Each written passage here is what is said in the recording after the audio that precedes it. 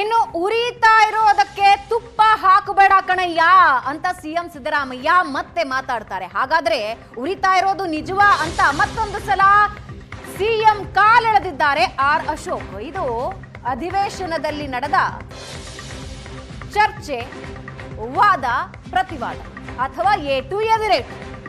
ಉರಿತಾ ಇರೋದಕ್ಕೆ ತುಪ್ಪ ಹಾಕ್ಬೇಡ ಕಡೆಯ ಅಂತ ಸಿಎಂ ಸಿದ್ದರಾಮಯ್ಯ ಹೇಳಿದ್ರೆ ಹಾಗಾದ್ರೆ ಉರಿತಿದ್ಯಾ ಅಂತ ಮತ್ತೆ ಕಾಲೆಳೆದಿದ್ದಾರೆ ಆರ್ ಅಶೋಕ್. ಗಾದೆ ಮಾತು ಕಣಯ್ಯ ಅಂತ ಸಿಎಂ ಸಿದ್ದರಾಮಯ್ಯ ಅಂದಾಗ ಗಾದೆ ಮಾತು ಮನಸ್ಸಿನ ಮಾತು ಅಂತ ಸುನೀಲ್ ಕುಮಾರ್ ಮತ್ತೊಂದು ಸಲ ಹೇಳ್ತಾರೆ. ಇನ್ನೊಮ್ಮೆ ಗಾದೆ ಮಾತು ಹೇಳಿ ನೋಡೋಣ ಅಂತ ಮತ್ತೆ ಕಾಲೆಳಿತಾರೆ ಅಶೋಕ್. 5 ವರ್ಷ ನಾವೇ ಇರ್ತೀವಿ ಅಂತ ಸಿಎಂ ಸಿದ್ದರಾಮಯ್ಯ ಮತ್ತೆ ಹೇಳಿದ್ದಾರೆ. ಉರಿತಿರೋದಕ್ಕೆ ತುಪ್ಪ ಹಾಕಬೇಡಿ, ವಿಪಕ್ಷ ಇರೋದೇ ಉಪ್ಪು ಹಾಕೋಕೆ. ನೀವು ಎಷ್ಟೇ ಉಪ್ಪು ಹಾಕಿದ್ರು 5 ವರ್ಷ ನಾವೇ ಜನರ ಆಶೀರ್ವಾದ ಪಡೆದಿದ್ದೀವಿ, ನಾವೇ ಇರ್ತೀವಿ ಎಂದಿದ್ದಾರೆ. ಉರಿತಿರೋದಕ್ಕೆ ಉಪ್ಪು ಹಾಕಬೇಡ ಕಣಯ್ಯ ಅಂತ ಸಿಎಂ ಸಿದ್ದರಾಮಯ್ಯ ಹೇಳಿದ್ದಾರೆ. ವಿಪಕ್ಷ ಇರೋದೇ ಉಪ್ಪು ಹಾಕೋದಕ್ಕೆ, ನೀವು ಎಷ್ಟೇ ಉಪ್ಪು ಹಾಕಿದ್ರು 5 ವರ್ಷ ಜನ ಆಶೀರ್ವಾದ ಮಾಡಿದ್ದಾರೆ.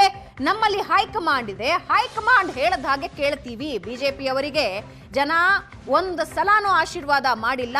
ನಾನೇ ಮುಖ್ಯಮಂತ್ರಿ, ಈಗಲೂ ನಾನೇ ಸಿಎಂ ಅಂತ ಸಿದ್ದರಾಮಯ್ಯ ಹೇಳಿದ್ದಾರೆ.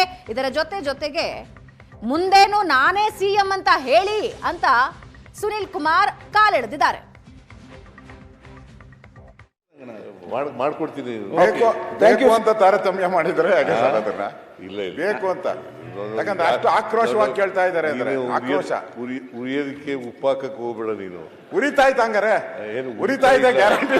ನೀವೇ ಉರಿತಾ ಇದೆ ಅಂತ ಅಲ್ಲ, ಉರಿತಾ ಇದೆ ಅವ್ರ ಪೂಜೆಗಳು ಮಾಡ್ತಾವ್ರ ಸರ್. ಅವರು ಪೂಜೆ ಪುನಸ್ಕಾರ ಅಧ್ಯಕ್ಷ ಸಿಎಂ ಆಗ್ಬೇಕು ಅಂತ ಹೇಳಿ ಪೂಜೆ ಪುನಸ್ಕಾರ ಎಲ್ಲ ಪುನಸ್ಕಾರ ಮಾಡ್ತಿರೋದು ನನ್ನ ಅಲ್ಲ.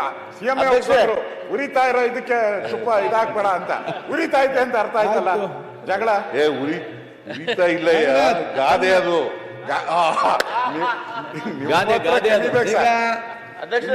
ಇಲ್ಲ ಸರ್, ಪ್ರಶ್ನೋತ್ತರ ಮುಗಿಯಿತು.